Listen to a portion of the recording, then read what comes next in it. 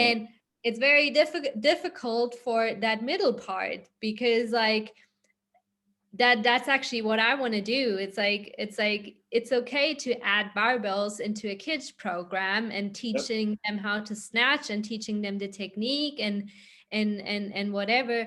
But they also have to do all the physical education stuff with the fundamental movement skills, etc. And we are not doing a progressive load, or we're not progressing load over time with a kid.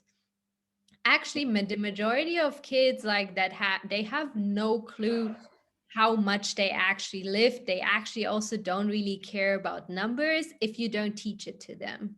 Like Hmm.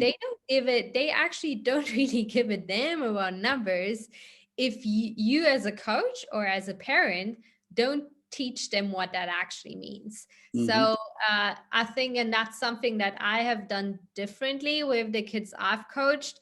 We always had like out from the beginning, I kept parents away. Like I was in a position when I had kids groups that I could say, okay, I don't want to have parents here. I think not everyone can do that, but I did.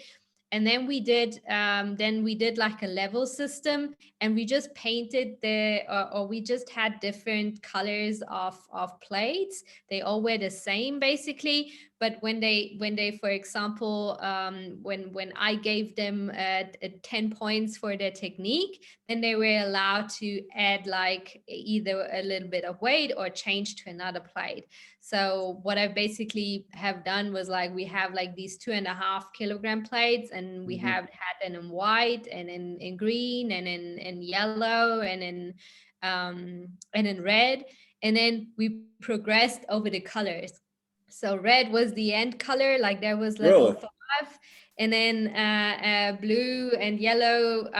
These were the different levels before. It didn't. The kids didn't care about the weight; they just cared about Right. the colors, because Right. red was the best, and Right. like the white ones were the beginner ones, and then the next level was green, and it was not the next level was like 10 kilograms or 20 kilograms or 25. The next level was green, and then yellow, and then blue, and then at the end it was red. It was So always the same weight, and but I could teach them like a technical progression over time. so all the weights were the same. You're just going for different colors, right? Yeah. Yeah. Oh, that's awesome. That's a really good idea. There you go, What are Corey. s- There's a thing for you. Yeah, I Um, like that. so Going off that, I'm kind of curious. What are some other ways you implement, I guess, certain constraints in your training to help kids develop a positive relationship with weightlifting, training, sports, and Yeah. all those other activities? Yeah, I think what always worked with me, but or what I've always done is like I always made deals with kids. Like we always had like some kind of goal setting that they suggested, and I kind of negotiated with them. So for example, what we also did is like, or what I also did is when they wanted to add, for example, smaller plates or add weight or progress to some other exercise, for example, to push press, then we made a deal that they have to show me that they can hold a handstand for at least 10 seconds against the wall. And if they could achieve that, then we could progress with push press or overhead press or whatever they wanted to do.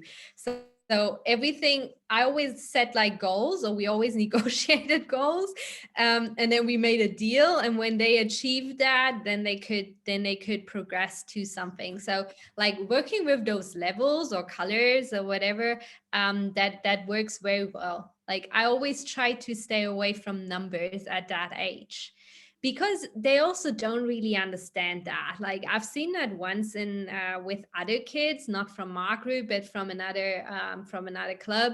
They were all like 10, 11, and they did a weightlifting competition, and they had no clue why someone else won, or why they didn't win, or why they won or whatever, because they have like this whole weight class, and like that you lift weight relative to your weight.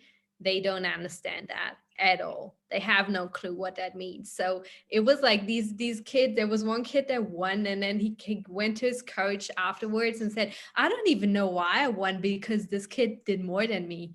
And then he tried to explain, yeah, but this kid is heavier than you. And then the kid was like, I don't know, but he did more.